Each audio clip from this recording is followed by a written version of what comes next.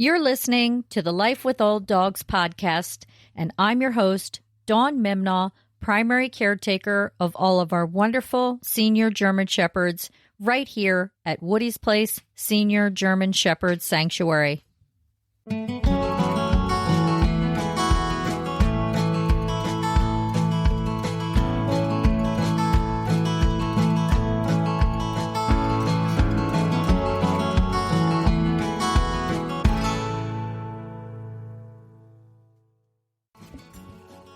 Hey there, folks. This week's episode is being sponsored by The Shepherd Shop. The Shepherd Shop sells German Shepherd and dog-related merchandise, as well as our one-of-a-kind Woody's Place merchandise, with proceeds supporting Woody's Place Senior German Shepherd Sanctuary. So to check out The Shepherd Shop and support the sanctuary, head on over to www.wpsgss.org/Shepherd Shop. That's SHEPHERDSHOPPE.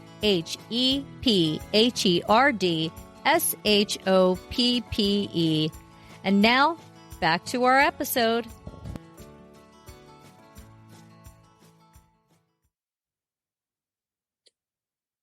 Cool. Okay, welcome back. I am here today with Justin Klemer of Pepper Senior Dog Sanctuary in Littleton, Colorado. Justin, welcome. We are super excited to have you here today. Thank you so much for having me on. I really appreciate it. Yes, absolutely. Absolutely. Justin, if you could tell us a little bit about yourself and how it is that you came to be involved in Pepper Senior Dog Sanctuary. Gotcha. So, my name is Justin. I'm director of operations here at Peppers. The Peppers was founded by my mom and I in 2019. So we started the process way back then, in an effort just to help an underserved population in the animal welfare community. We both wanted to get into animal welfare and, kind of coincidentally just had some old dogs around that, we really loved and really loved us. And so we're like, let's serve this community. Older dogs are euthanized at unprecedented rates in shelters and rescues across America. And so our main goal is to really help, especially locally here in Colorado, but across the country, both lower the euthanasia rate, but also spread awareness and make sure that people are aware of the resources and know what they can do and basically help them care for their dogs too. Yes, that's wonderful. Absolutely wonderful. I love that you specialize in senior dogs. That's close to my heart as well. And I hear exactly what you're saying about the euthanasia rate and helping other folks realize the resources that are available to them if they become stuck and need help. How do most of the dogs find their way to Pepper's Sanctuary? So we only take dogs from local rescues and shelters. The main criteria for a dog to end up at Peppers is they have to be at a shelter or rescue and had a chance for adoption. We want to be the last stop. We're not here to take dogs that are easily adoptable just because they're old or lingering just because they're old. We're here to make sure that the dogs that wouldn't make it out of a shelter can come here and live out the rest of their lives. And so we don't do any owner surrenders. It's just only from places that have had a chance to try to get the dog adopted. Okay. And just what would be some of those reasons that the dog wouldn't get adopted? Oh, it's there's giant reasons to such tiny little details that are so funny. It's everything from this dog has escaped or been brought back 4 or 5 times to the rescue because they're too rambunctious or don't get along with their other dogs or don't get along with children. There's all sorts of medical reasons, whether it be something as not simple to treat, but easy to treat as diabetes or Cushing's. We've had dogs that aren't being adopted because they have a weird growth that some would consider unsightly, or a cherry eye. little bit of wheezing. It's the spectrum is kind of broad, but then the main thing is age. And the second a dog says, or second that adoption profile says 7+ or 8+, then adoptability goes way down. And so that's kind of where we step in. Sorry.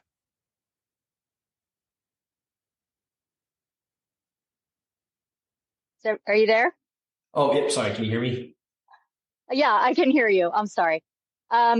Yes. So again, with working with senior German Shepherds, we have similar issues where there are some lumps and bumps and, old dog issues, but they still have quality of life, correct? Yeah, and they exactly. they deserve to live out their golden years, knowing that they have someone and somewhere to go. So that's totally understandable. So obviously your operation is considerably sizable. So is Pepper Senior Dog Sanctuary, is it run with staff? Is it volunteers? Is it a combination of all of that?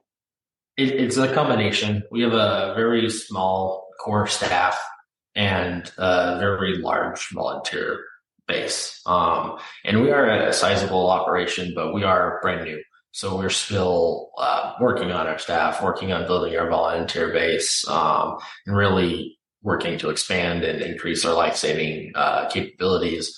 But it's a tricky situation because it's like you definitely need a core, very dedicated, good group of staff that can handle everything that comes at them. But then the amount of work is just not, or the amount of work and the workload is not achievable, or you can't get it done with just the staff. So you need that volunteer pool to come along and really do all the extra things, from cleaning to bathing to walking or watching or even petting. It wouldn't work without both of us working, or both staff and volunteers working together. Sure. Yes, I agree. How are you able to maintain volunteers on a regular basis, or do you find that kind of ebbs and flows? It could definitely ebb and flow. We're very lucky with our current volunteer base. We started out with quite a few very passionate, dedicated, and lovely individuals that have really come out of the woodworks to make sure that everything here is going smoothly, or as smoothly as possible. And we've got that core crew that we could always count on. And then we definitely have little ebbs and flows in terms of sometimes people will call and not show up, or they won't call and not show up. And so it's it just kind of depends. If it rains, we know that we'll probably have one or two people drop out that day, or if it's going to be super hot, the same kind of thing. And so it's kind of about planning for those events. And we're heading into winter, the first winter we've had in our new facility. And so we're already kind of like preemptively warning everyone, just like, hey, just so you know, like, we live on a dirt road out here. It can get a little slippery in the winter. So we're just making sure that everyone's prepared for that, and as a knowledge of those kind of things, just so we can make sure we could stay on top of our level of care. Because that's by far the most important thing to us, is never, ever sacrificing our level of care no matter what. Mm-hmm. And that being said, whether it's 100 degrees or 40 below and this ridiculous wind swirling around and piles of snow, those sweet dogs still need to be cared for. And whether volunteers or staff show up or not, you're responsible, right? You and your mom are the responsible parties, that regardless of what is going on, they are your charges, and you need to make sure they're taken care of. Exactly. Yeah. There's no days off. There's no time off. It's all or nothing for sure.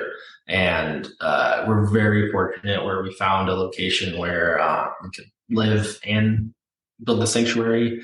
If that wasn't the case, I don't know, how we would do things. I can't tell you how much of a blessing it is to be able to be here, anytime, rain or snow, middle of the night, things pop up at crazy hours at crazy times. And so, living here has really enabled us to make sure that that level of care is never sacrificed, but that every dog gets what they need, what they deserve.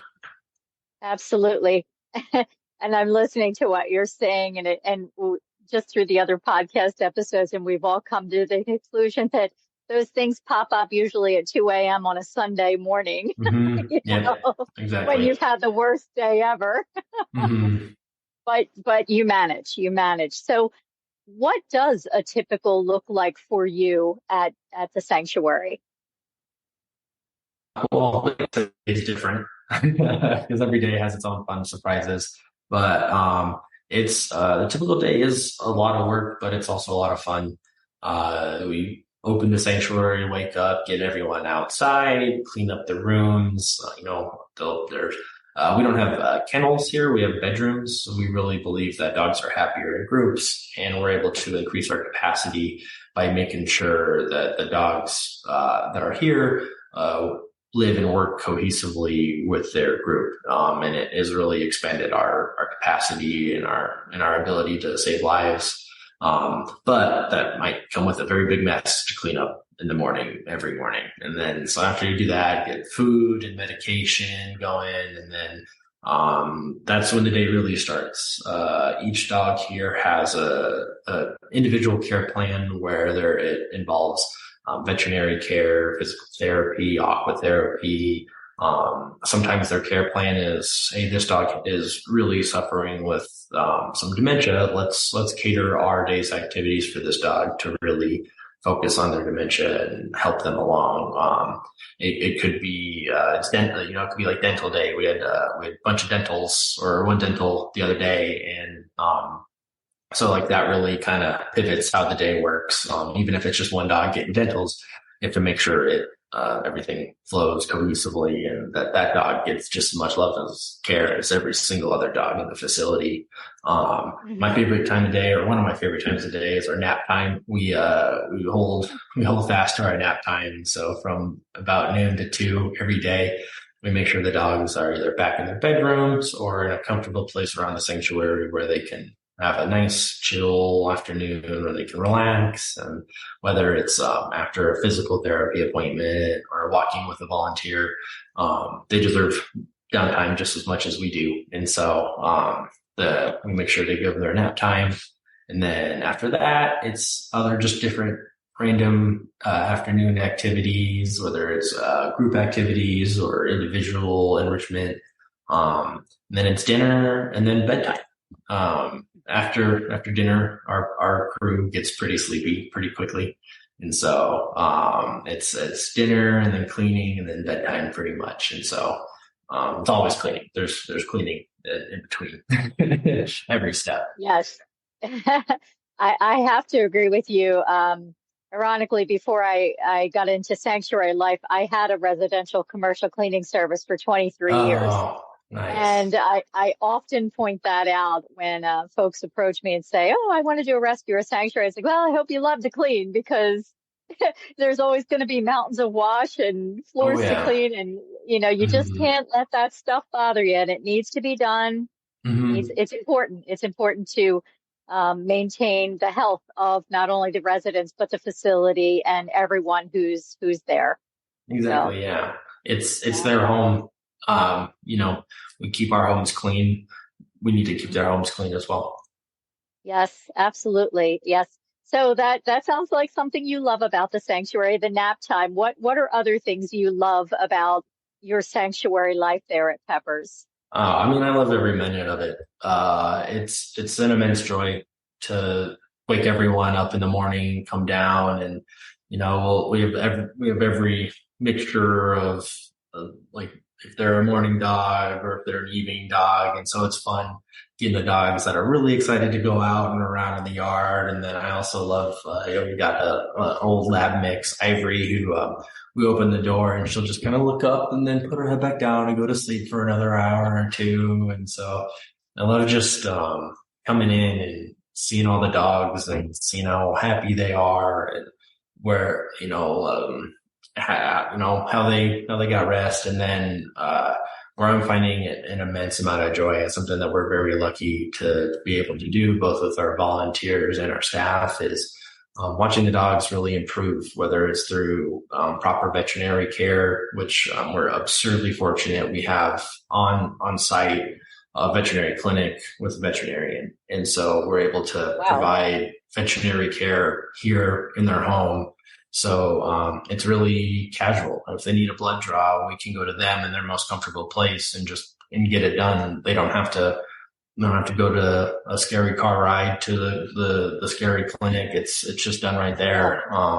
Then on site, we also have grooming and our aquatherapy. And so it's so fun to, I'll be walking around checking on everything, and I look in and I see little Lucy, eyes closed, getting a massage, or I'll see Janeway getting acupuncture. And, these are things that these dogs haven't had access to or don't even know exist. And so we just really want to provide them with love and grace and comfort in their final days. And I didn't know going into this how the improvement and how watching the improvement would be. I knew it'd be rewarding, but I've yet to stop tearing up every time I walk past the aquatherapy room and I see dogs trudging along. And it's been absurdly rewarding seeing the progress and the improvement and just their personalities come out. And they go from shy, meager little pups in our quarantine to, their barks will fill up the whole sanctuary because they're so happy trying to get their love out. And so it's just really rewarding watching everyone's progress, for sure. I have to agree. It really is. And I will add, even if it's for a short time, because I know you do seniors, even if it's just for a few months or half a year or whatever that case may be, just to know that you made a difference in their lives really trumps the fact that you didn't get to spend their whole lives with them, I believe. And I also would like to add, I truly think they're grateful. To me. It absolutely. Just seems like they are grateful. Absolutely. The love that they give back is, you would agree as well? 100%. Yeah. They, the love that they give back is way more than anything you could ever give them. And you could tell, you could see it in their eyes. You could see it in their faces. You could see it in how they walk. They're very grateful and very grateful for the love. Yes. So what would be something or some of the things that you may struggle with when it comes to sanctuary life? I mean, it's not all, fun and belly rubs and stuff like that. So what would you struggle with? There's a lot of really fun, happy days at Peppers, but there's some sad days. And because it's sanctuary and because the dogs are here for the rest of their lives, it's, we're all very passionate, loving people. And so we fall head over heels for these dogs. And, we're never one to prolong suffering. And so when those sad days come, it's tough. It's real rough. And it never gets easier, that it never gets any better. But where we do find solace is we find solace in each other, but then we also find solace in every other dog that's here. And we like to say their love outweighs the loss. And when the loss is so immense, that just means that their love was even greater. And we really, we really take time to memorialize and make sure that everyone is okay and is ready to go and ready to work. And, sometimes we're not, sometimes we just need that extra day. But the hardest part is the sad days. There's always going to be a gross mess to clean up. There's always going to be more work to do. There's always going to be more emails to send, but none of that really matters. It's all about the love, and the hard days, the sad days are the hardest part for sure. Yeah, I would agree. It's the days that you have to say goodbye, and also I would add the ones that you can't help, that whether it's because of finances or no space or whatever, that really hurts, I think, as well. So how do you handle the stress of running a sanctuary? How do you practice self-care and give yourself grace to, move forward? Because you have to take care of yourself. You do. I think it's okay to really you have to remind yourself that this is normal, that this is okay. It's okay to feel sad, feel bad. Even on those times when you have to say no, or I can't take that dog. It's okay to feel angry and frustrated, but knowing that what you're doing is really saving lives and really making an impact really helps. And then also too, taking time for yourself. Sometimes it's hard to find that time, but even if it's just sitting down with the dog and listening to a podcast and trying not to focus on work and just focus on being present with the dog, I think that's immensely helpful and important. I also think too, reaching out and making sure that if you're struggling, that you're communicating with friends, family. We're lucky that we can do that with coworkers and volunteers here, because we all really share a passion and love for these animals. And so everyone around here knows where you're coming from. And then also too, knowing that it's okay if someone else needs to step up because you're not doing so great that day, that's acceptable, that it's okay to ask for help in that regard, and that you'll be there when that person needs that day off too. It's all about teamwork and community for sure. Yes, I agree too. And reaching out. And also turning to the dogs for comfort. I mean, in my opinion, there's no better therapist than a dog. Exactly. Yeah, absolutely. That's maybe why some people actually get into this, because they find more solace in an animal as opposed to being with people. There's lots of folks like that. So yeah, totally relatable there. That resonates. So Justin, if someone was to walk up to you, they came to the sanctuary, they love what you're doing, they're so inspired that they want to do the same thing. They want to start a sanctuary themselves. What advice would you give them? I would, the first piece of advice I'd give is take it slow. Especially with life-saving efforts, there's a tendency to rush. But if you rush in the beginning, everything will crumble and you won't be able to achieve your ultimate goal. I think me and everyone around here really, we had some understanding of what we were getting into until we didn't. But we just kept going and we just kept rolling. And you're going to have those days when there's no money, or there's no time, or the veterinarians won't call you back. You're waiting for that test result, and just knowing that you're doing the work and you're putting in the time, it helps push that progress forward.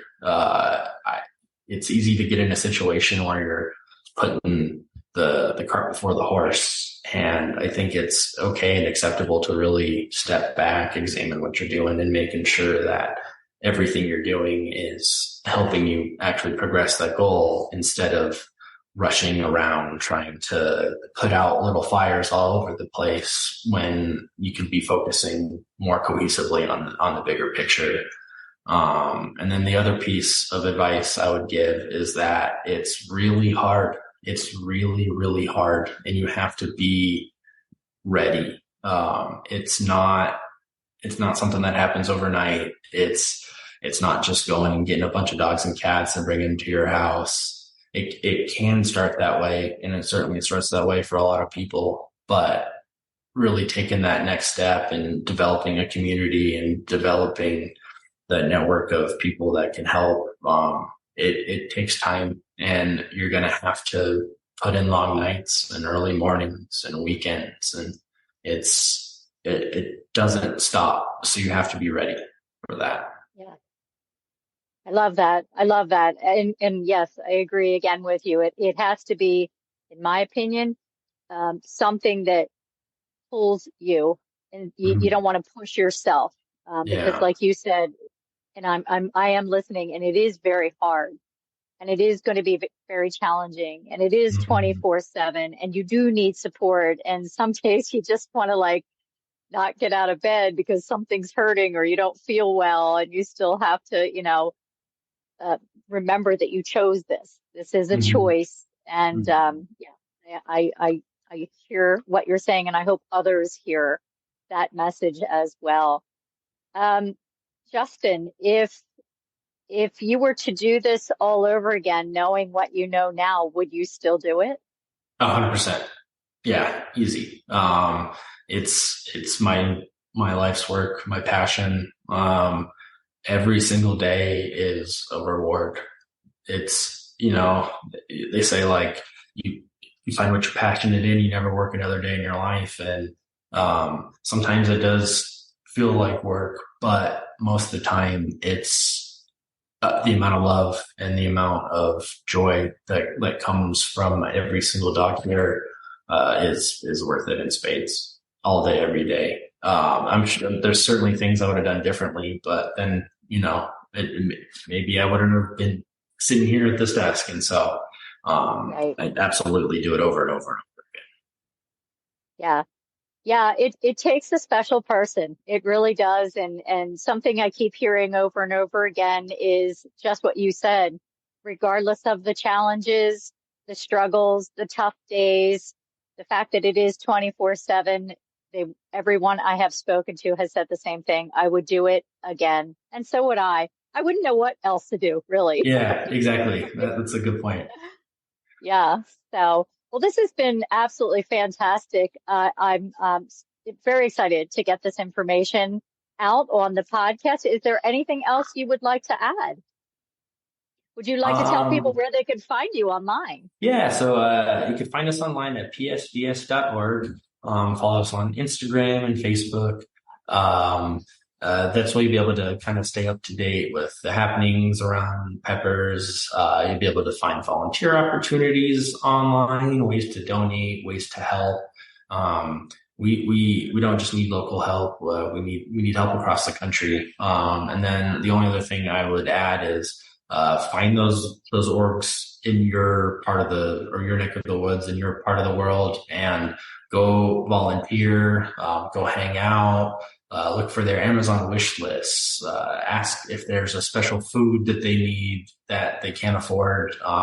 Some of those little details kind of get lost in translation or in the giant scope of everything. And so really reach out and say hey, do you need this Hills ID low fat? I've got an unopened bag. Or do you need insulin needles? All these things are expensive and hard to come by. And so it's the details are important, I think. And so reaching out and figuring out exactly how you could help, or just asking, what is the best thing I can do for this or for you today, can really turn a bad day around for an employee or a different volunteer, and really help a dog's life for sure.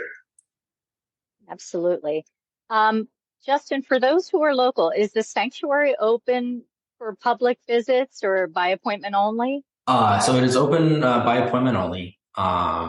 We're currently it's staffing and volunteer wise. We're very much in the baby stages of figuring out how we're working it. So we don't have the staff or the volunteer base yet to just be open to the public. But give us a call. Our number's on the website, and we'd love to have you come by for a tour, sign up to volunteer, drop off donations. Just give us a ring and we'll make it happen. Okay, great. So hear that, folks? Anyone in Littleton, Colorado?